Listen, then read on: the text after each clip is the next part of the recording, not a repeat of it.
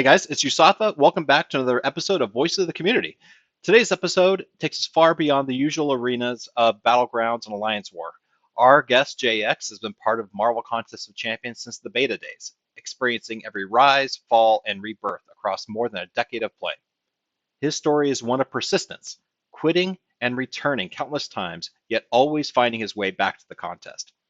Now an officer in the Masters level Chinese Alliance Extremely Lucky, JX not only brings perspective of a high-tier strategist, but also the unique lens of someone living between two worlds, the global community and the often overlooked player base in China.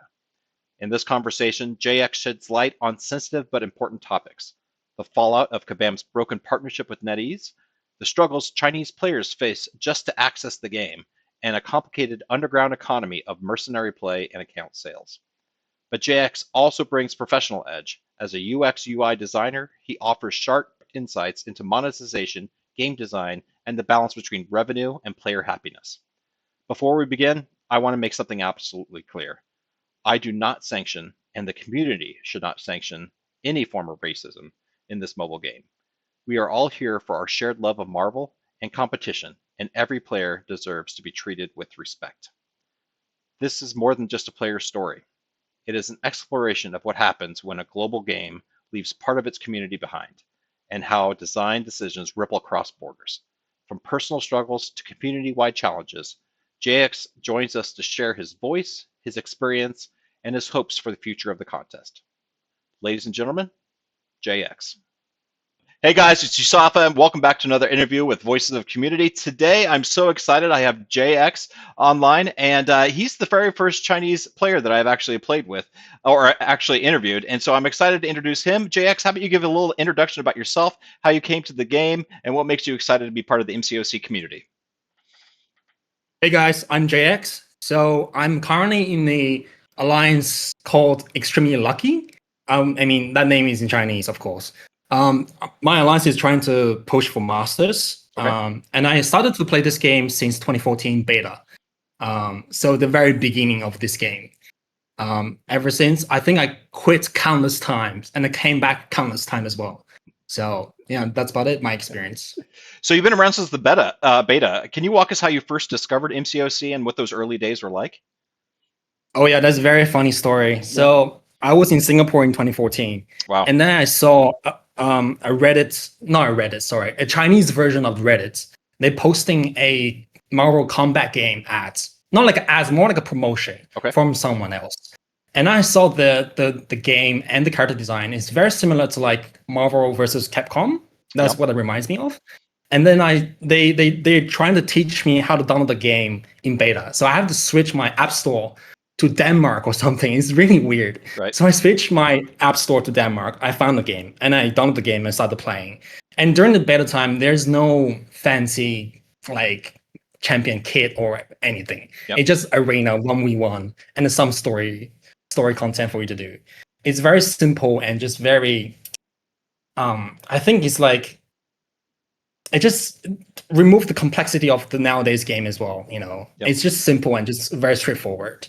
And I think that got me hooked on is the character design and the animations during the time. Right. So yeah. Were you a fan of Marvel over in Singapore, or was Marvel a brand new experience for you? So yes, I was a fan of Marvel before. In China, I think my first Marvel movie is Spider-Man. And then I went to Singapore to study. And then I learned English by reading Marvel comics. Wow. True facts. I've got to say, you speak fluent English, probably better than half the people that I talk to. But no, it's absolutely fantastic. Thank you. Yeah, so I read Marvel comics in Singapore, and then I found out about this game, and I started playing, and yeah, that's it. So yeah. You mentioned that you were quitting and returning countless time over the past 11 years. What were the main reasons why you stepped away, and why were you going through that cycle? Yeah, so my whole goal for this game is trying to experience new champions and new experience. So sometimes I can't pull certain champions, I'll just quit.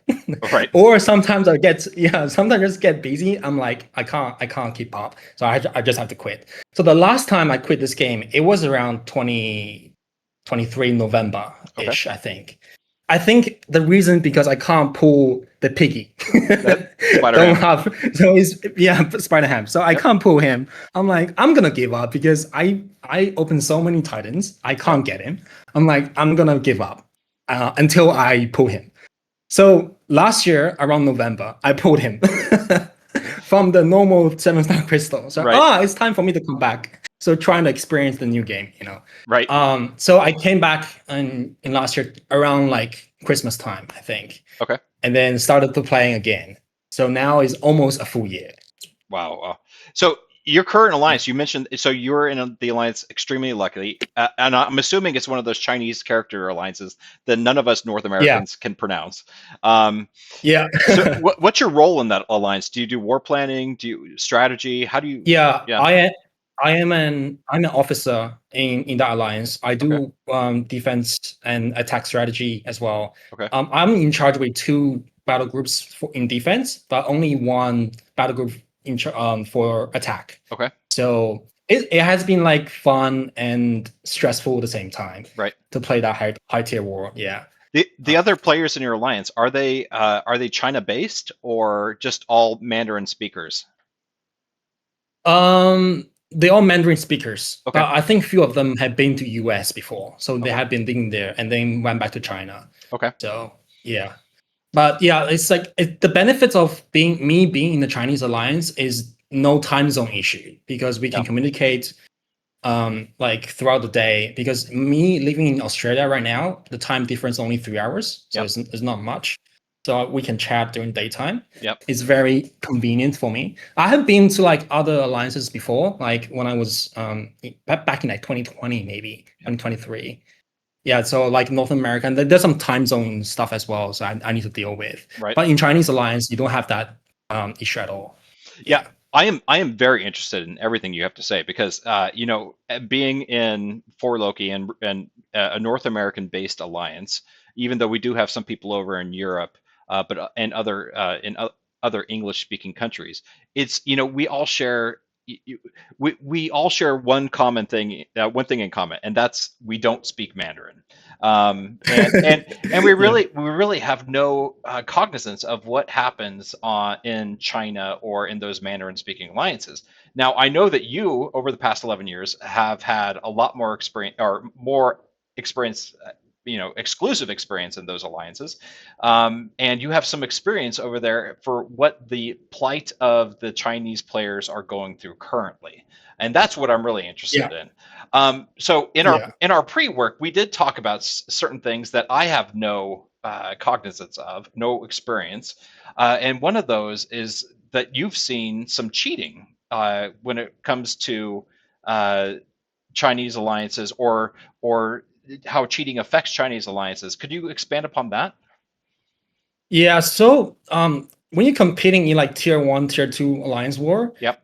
you have that knowledge of what champion can take what kind of nodes of the champion. Like for example, for this season, we placed a rank 4 gene boss on node 450. Yep. There is no way you can take that boss with rank 3 bastion or rank 3 division. You're Right. gonna have overtime.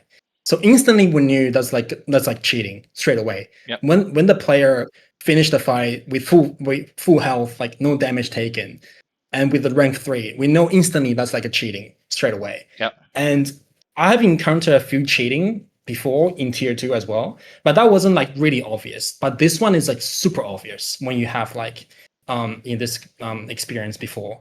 And I think right now I can't do anything about it besides just report it to Kabam Yeah. to let them know, to like to dig in the data of their attack. And I think maybe in the future Kabam can release a functionality where you can report this match straight away Yep. instead of me sending a ticket. So it kind of affects the players in Chinese as well. I mean, in my own alliance as well. So Yep. when they found out about this cheaters, they were like, they kind of bumped out and then say, "Oh, we're gonna lose this fight. We're gonna lose this war. There's nothing we can do about it." Right. So it's kind of like the vibe is not positive. So Right. yeah. Do you think that you being in a Chinese alliance hampers your ability to report those cheating the observed cheating to Kabam, or is this something you see more global across all alliances occurring at both Tier 1 and Tier 2 Platinum Alliance War? Yeah. So regarding cheating in Chinese alliances, I don't think there's ever have any Chinese alliances cheating. Yeah. But for global wise, I'm not too sure. I can't say like, oh, there has been more cheating in alliance war, but it definitely more cheating in battleground. That's for sure. Yeah. Every single day, every single match, sometimes you have some cheating modders in battleground. Yeah, But absolutely. alliance war, I mean, so far I only encountered twice, but the previous one has been the most shocking because they're just using cheats, Yeah. like so obviously, you know. Um, so yeah, that's about cheating. So what would you categorize yourself as? Do you see yourself as a spender in MCOC or free to play? What do you categorize yourself Um, as? I think as a casual spender, I think. Okay. So the last time I spent on is the last year Christmas event, the banquet. And then I save up all my units to spend on the Heart of Fire event. Yeah. So which means I have to like ignore a few sales in between and afterwards. So I didn't participate in the Human Torch one or the Deadpool Shield one. So I need to like just pretty much just targeting which sales you want to like spend on, and just have to spend the units, save the units on that event. Or I mean, usually I'll spend money on trying to catch up with roster. So for example, the last time I spent on was during Christmas time, because that was me trying to catch up with the roster, because I'm trying to get back to like higher tier alliance war or battleground. Right. So that's when I spend a little bit to like trying to catch up. Yeah, that's definitely the time to spend to catch up is at Christmas. Yeah. Yeah. I mean, you can jump. Yeah, pretty much. You can jump your roster significantly over Banquet and the Greater Gifting event. Absolutely. Yeah, 100%. Yeah, 100%. So we also did a little talk about things that happened in the past, such as the NetEase Yes. sale, when it began, how it ended, and how that decision shaped the Chinese player base. Can you give me some thoughts on that? Yeah, so I'll start from the beginning of what Sure. happened, right? Absolutely. So in 2015, the MCOC just like officially launched, right? Yep. I think around like end of 2015 or early 2016. I could be wrong, but yeah. And Chinese company called NetEase. I mean, nowadays everyone know who they are. They have like Marvel Rival, they made Marvel Rivals. Yep.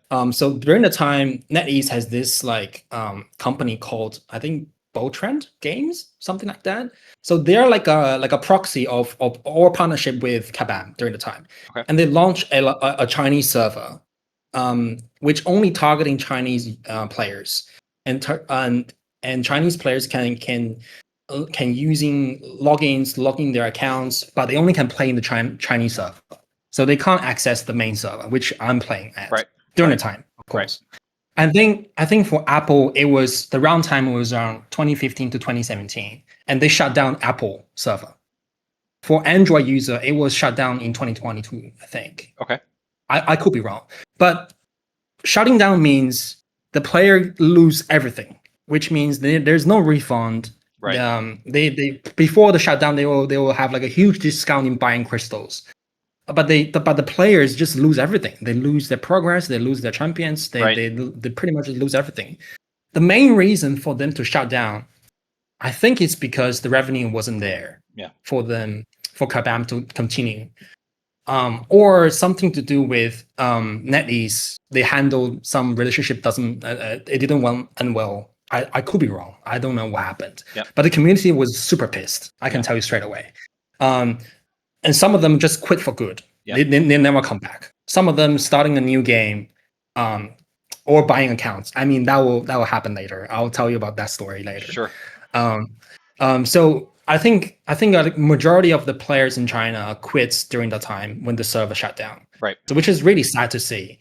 But the sad thing is also, I don't think they have access to the main server, which means they don't access playing Alliance War with you guys. They only have their own Chinese like community alliances like battlegrounds and stuff like that. Right. So they lose a little bit of that experience, I think, in a way. But yeah, it's really sad to see they shut down and then lose the whole player base pretty much. Right. Was it an artifact? Because I know China controls their internet, right? All of the gateways that go, that go in and out of China, they control it. Was that an artifact of it? They had to stand up their own game server within China, within those gateways and the firewalls, in order for Chinese players pretty to play. much. Yeah. I think Kabam is using NetEase server to like set up the Chinese players so they can play the game without using VPN. Yeah. So currently, all the Chinese they have to use VPN to log in the game. Okay. They have to like switch their app store to like, for example, US or Australia to download the game. For Android user, they're the worst because they have the worst experience. They have to like download the game from BAM like cheating system. All right. As where I think the last time happened. Yep. So it's not looking good.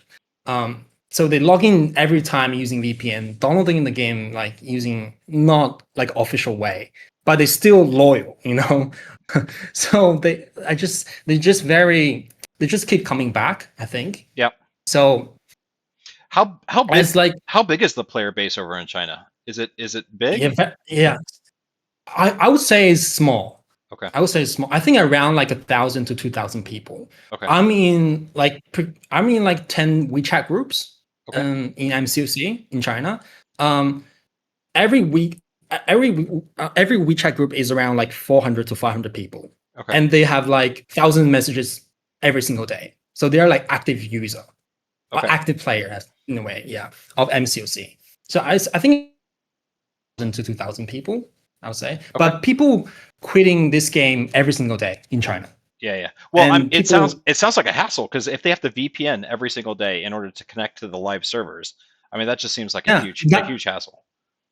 It is a huge hassle. That's why I use the word loyal because they just like nothing can stop me from playing this game. Yeah.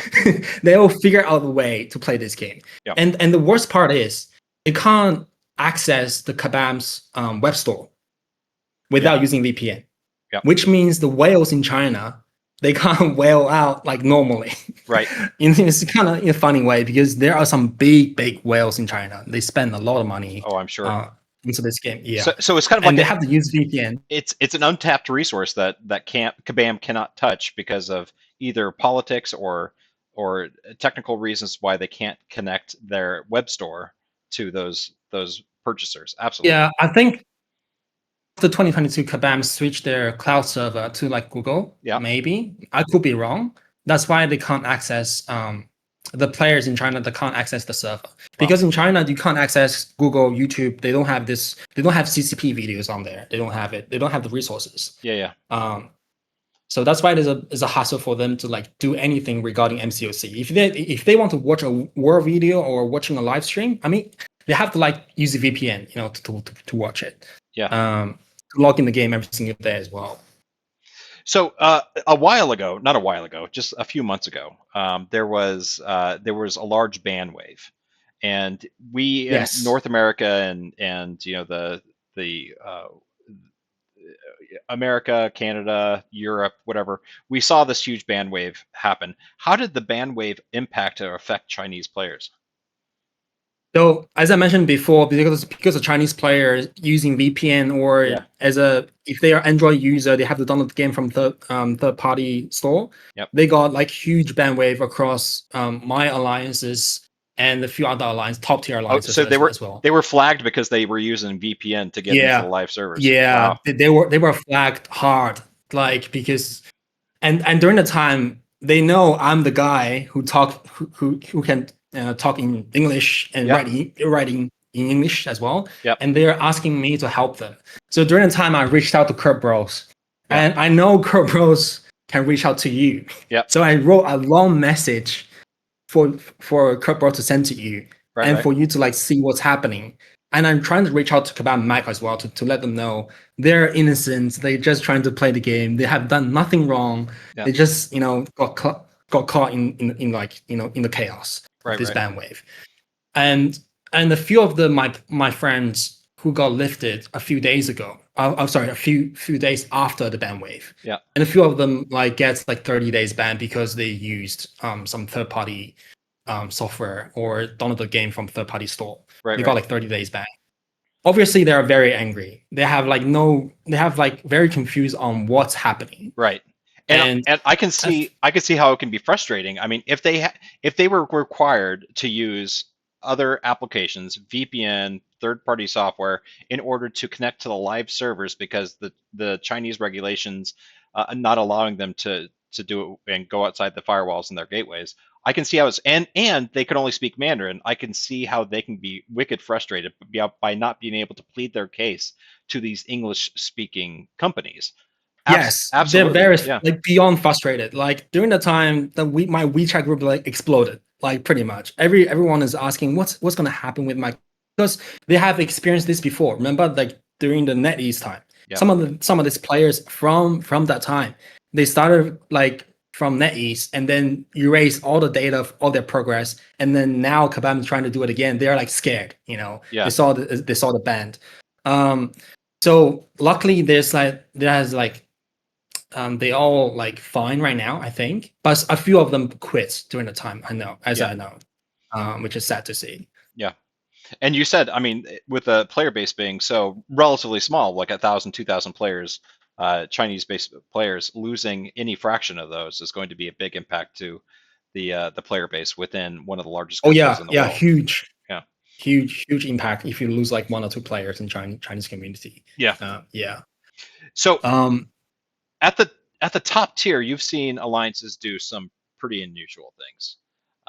Yes. We've seen Yes. you've seen leaders charging money for entry to alliances, relying on mercs and alliance war and battlegrounds. How widespread is this, and what impact does it have on the competition? How wide it is, I don't know for global, but Yeah. I know for Chinese community. You're breaking up, Jay. And You broke up. I'm sorry. So from top tier alliances in Chinese community, as I know. Did I come back? No, JX, you broke up. We didn't catch any of that. Oh, am I okay right now? Yeah, Can you're you hear good. me? Yeah, you're good now. Yep. Yeah. So for Chinese community alliance, top tier alliances, there has been like one or two alliances has been doing this. Yep. Has done this or previously, but for global, I have no idea. So what's happening is they're trying to maintain a high level of alliance war, but the players of their alliance doesn't have the skill to maintain it. That's why they take control of those players' accounts, as in like account sharing. Yeah. So they can't access, they can't tap on the screen of Alliance War besides the mercs, if that makes sense. So it's not them playing their Alliance War, is they hire someone else to play their accounts during Alliance War season, and they sometimes they charge per season. Yeah. I think so. They charge per season for defense planning, attack planning, and mercs for to play the counts for the player. Right now, only happening, I think, in like, I can't say only happening in Chinese community alliance war. Yep. Maybe some alliances does this as well, but mercs is definitely a one thing in battlegrounds. That's for sure. Okay. Across global as well. Okay. Yeah, that's like a very serious thing with mercs in battlegrounds. Even though Kabam is trying to catch like those people who try sharing accounts and stuff like that, but Right. they don't really like do that well in a way. Yeah. Wow. It's kind of messy in the situation where you are in the top tier alliances and you know some secrets. Yeah, so again, I've been with For Loki for 6-7 years now. And I am not a officer. I am not a leader. I am a line. Yeah. I am a line guy. I take my war assignments and I do the fights as best as I can.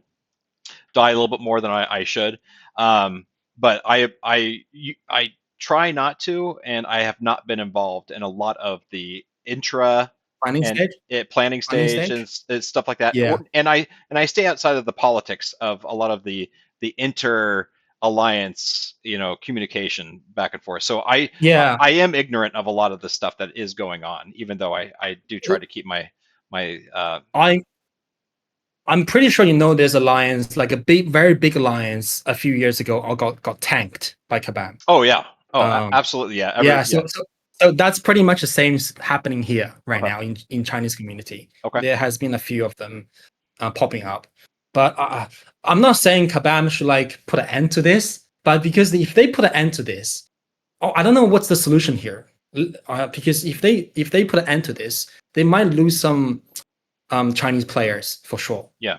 The community will take a hit. I don't know how to like stop this in a kind of effective way. Yeah, So I think there. I mean, it's very tough. It's very tough. there's so many like political implications between you've got the North American and European communities, and then you have China who has taken pride in controlling their internet for their citizens. So there's a technical piece to it. There's a political piece to it. I don't know how Kabam, being a Canada-based company, is going to overcome a lot of the political issues that the Chinese player base are placed under. So Yeah, that's going to be difficult. But at the same time, there must be ways in order to make it easier and for communication to go from Mandarin only speaking community to Kabam to raise those sort of issues, as opposed to going through just JX, who speaks English and yeah, Mandarin yeah. both, right? If Look, Yeah, I'm trying to be the bridge between the Chinese community and the yeah, MCOC community as sometimes. yeah, that's difficult. But I just wish all the players to have this Alliance War experience the proper way, not using mercs if Yeah, you're competing in the highest Alliance War. I get it, they want to win. They want to like maintain the level of the like tier 1 or tier 2, right. but I don't think that's the way to do it. If they continue to do it, I see them like get tanked like the previous biggest alliance before, which is not good. Right. I don't want to lose more players as well. Right. So if Kabam were listening today, if I had crashed, or Yeah. Kabamasaurus Rex, or a multitude of the other Kabam developers and people in charge of this game, if I had them on stream right now, what would you tell them and suggest to help improve Chinese player experience and rebuild trust? What would you tell them right now?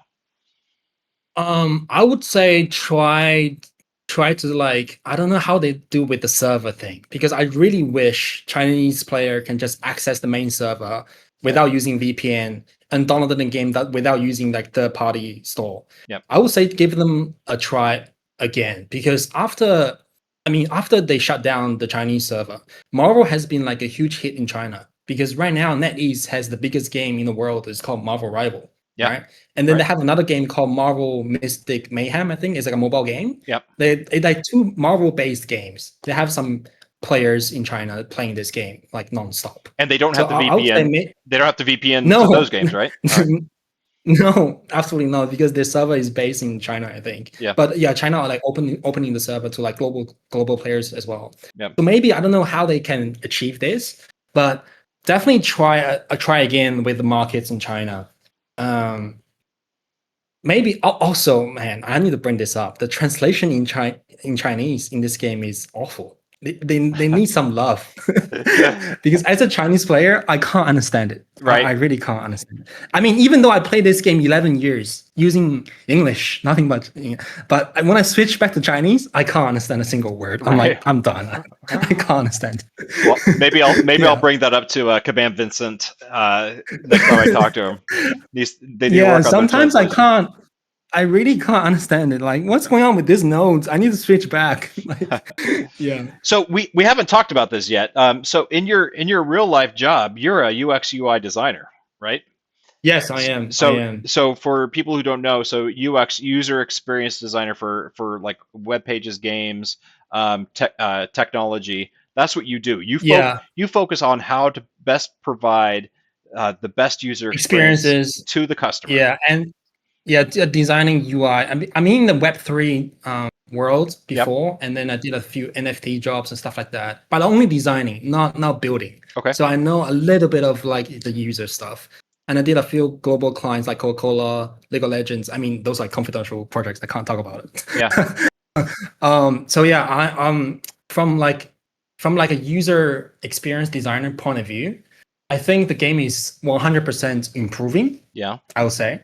Um, I mean, the recent years, I can tell you straight away, the recent years, the interaction design is, I can't use the word groundbreaking, but it's unique. Yeah. Like the most stood out experience as an interaction design I have encountered is Act 6 Grandmaster Boss Yeah. and Epoch Aries.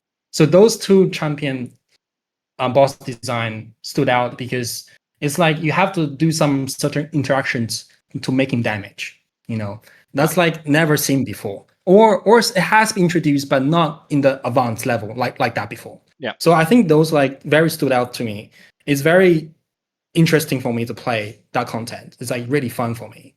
So if Kabam keep trying to like new ways of player interact with the content with the boss, I think this game will stay very long, like survive pretty long.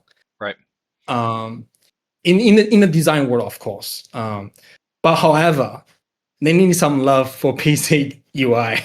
It's a lot of negative space. I would redesign the shit out of it. I would redesign the shit out of it. Do you play MCOC on PC at all, or is it totally? I tried it once. I tried to try it once. I saw the live stream.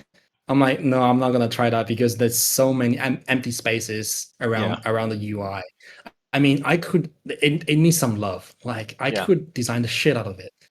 Yeah, yeah. I haven't played with it much at all because I'm old and old dogs new tricks. I just can't do it. Yeah. But yeah, absolutely. Speaking about monetization, and I know we already talked about how like you spend infrequently, casual. Yeah. Do you have, and from a UX/UI perspective, if you were advising a band, what creative ways could you suggest to generate revenue without hurting the player happiness or hurting the power level? What would you suggest? So right now I get it. Like from I big shout out to like Kabam Crashed because he's very open and transparent about the current situation with Kabam because they're saying about the baseline revenue is gone. Because I get it, they want to try to make money and trying to making the game stay alive. But right now I think the issue is there's too many sales going on, and each sales they're like you need to buy the whole package, otherwise you're not getting anything. Yeah. For example, if you have to spend 40,000 units to get like a Human Torch or Dark Phoenix, like that's like a whole package deal. You have to get it to spend all the money to be in. So I think that's like kind of piss off the community. I get it.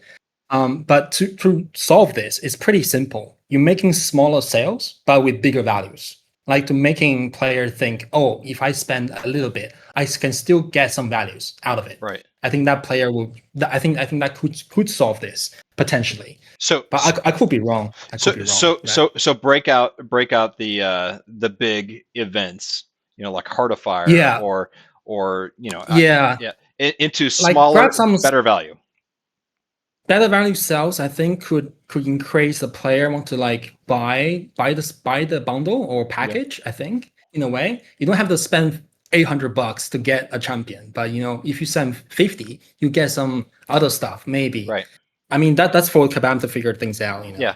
Well, because nowadays they have introduced cosmetics as well. Oh yeah, and we'll talk about that in a little bit. But I want to get back to these smaller sales because I really like your thought process on here. I mean, the key to Kabam has always been you have this very large player base. You have 2 million active accounts. Only approximately 400,000 of these 2 million accounts actually spend money. Actually have like a bank account tied to the game.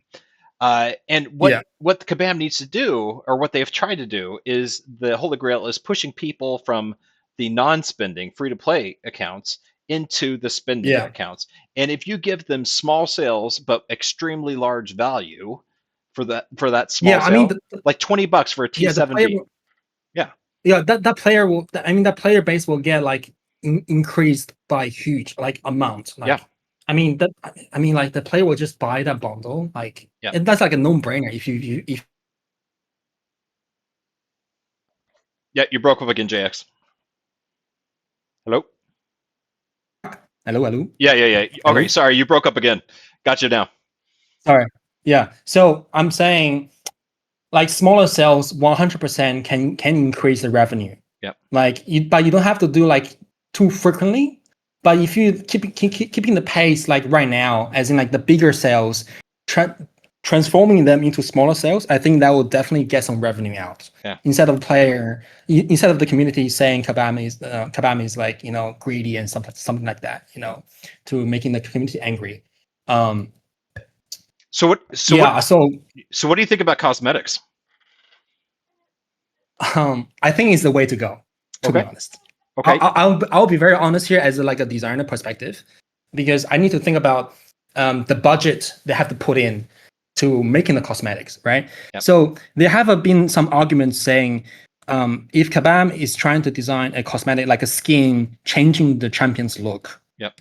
Why don't they create another champion, right? Because that takes time and resources, Yep. right? If you design a character with a 3D model just for cosmetics, you don't have to like let champion designer to design a kit for that champion, right? It's only the skin. You don't have it's only the skin. You're saving resources. Yeah. And I mean, I played Dota since like very young. Yeah. So they have been offering this cosmetics throughout the years. So the only revenue Dota is generating is from those cosmetics. So I believe a game like that can do something like this. I mean, my MCOC right now can definitely needs it. So I'm not strongly against it, but just don't go too crazy, like money grabbing stuff like that. Yeah. Small wins always wins, I think, in my opinion. Like for example, you can imagine like the Thor become like a Fat Thor instead of just creating a new champion called Fat Thor. Right. Or the Ghost Riders of Flame become blue color. That's like from the comics as well.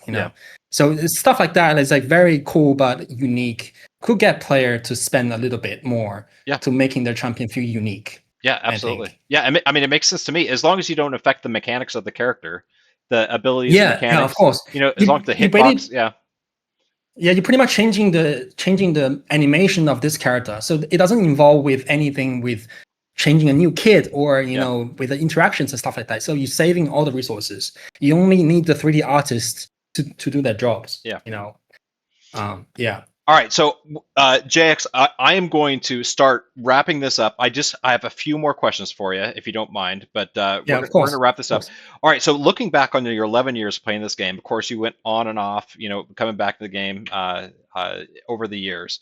What has been your proudest moment, proudest and most defining moment playing the contest? Proudest and defining moments? I would say finish Grandmaster, because that was a tough fight. That was a tough fight. Yeah, absolutely. It's still very enjoyable. Tough.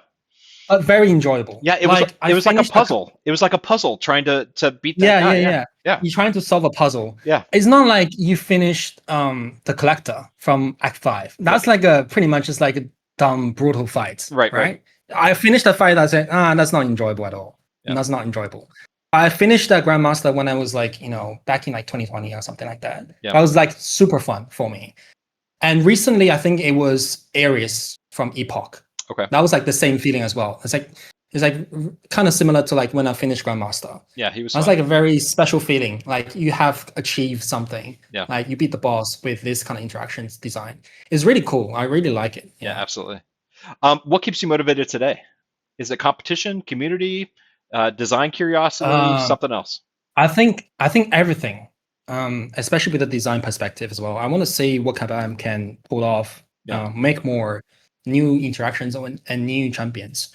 Yeah. And as well as competing the highest level of Alliance War. Because when I come back last year around November, I need to like keep up with everything. So I had to watch like all of those war videos to study the nodes, like Cantona, Grass, like FTL. They are like the go-to channels for me, and TJ as well, of course. I love TJ's channel. Like the British sarcasm is my go-to channel. Yeah, I'm But looking he, I'm looking forward to seeing him in a month. Yeah, he's a great guy. yeah. Yeah, So like those content creators I have like encounters in war, I always pay the biggest respect to them yeah, and saying keep out the content. You guys gonna crush this. So yeah, I matched Salty last season. They yeah. crushed us. The moment we matched Salty, I messaged Kerberos and saying please tell Zuzu and Cantona go easy on us Right. because they're gonna crush it. Because I'm learning from them, Yeah. Um, so like, and if you watch that video of Cantona did with them matching us, he explained one note of why I placed that champion in that node, what kind of effects it will do, Yep. and what kind of stuff, what kind of champion he bring in to solve that puzzle. It's insane. Like Yep. the understanding of is like another level. That's why I always go to his channel like to study and watch and learn. Yeah. Yeah. Yeah. So I just talked to him earlier this week. He's great. He's great. And I know, yeah. I know. I watched that. I Yeah. watched that. Yeah, just now. Yeah. Yeah, it's great. All right. So you said that you've been a Marvel fan for a while. What character is your favorite in the game, and what character is missing from the game right now that you would like to see? Oof. Oh my God, that's a very tough question. Like, what's my favorite character? Um, maybe is I would say Future Ant-Man and Onslaught. Fam and Onslaught. Yep. Yeah. Yeah. So Fam is the reason why I go all in for the Heart of Fire event. Yeah. The character. I've been waiting for him to become a 7-star forever. And Onslaught is just like, I mean, the character design looks so cool in game. Yep. And the way he played, the style he plays is just so interesting back then when I first got him. Yeah. So yeah, I think both are my favorite champion. And if you're saying any character to join the game, I would say Legion. Please bring Legion to the game. Really? Please bring Legion to the game. Yes. I wonder how they would do. How would they do Legion? Yes. Yeah. I'll because I'm so curious about the character design in the kit in the MCOC universe. Because I'm trying to see how they can come up with this. Yeah. With this kit, that would be insane. How would they get Legion in? I'm wondering. Yeah, I've been dying to see Legion forever. Yeah. Yeah. So it's a very cool character in Marvel Comics. I wish to see it in MCOC one day. Yeah, I don't know how they're gonna design this. It's like another Omega level mutant, right? Yeah. I wish Legion can top Onslaught. I really wish that. Yeah, I would think. I mean, Disorient would have to be in his ability package, at minimum for Legion. Yeah. Yeah. All right. Yeah. Like last question. I ask this to everybody. I want Voice of the Community to be a long-running series. Who would you? Please. Yes, please. Who would you most like to see in a future episode of Voices of the Community? You can give me a name, or you can give me a category: free to play, casual spender, whale. Who would you like to see in a future episode? I'll give you a few. I think for free to play, definitely Brian. I wish Brian Grant to hear his. Yep. Yes, bring him back, please. Everybody asks for Brian. Yeah.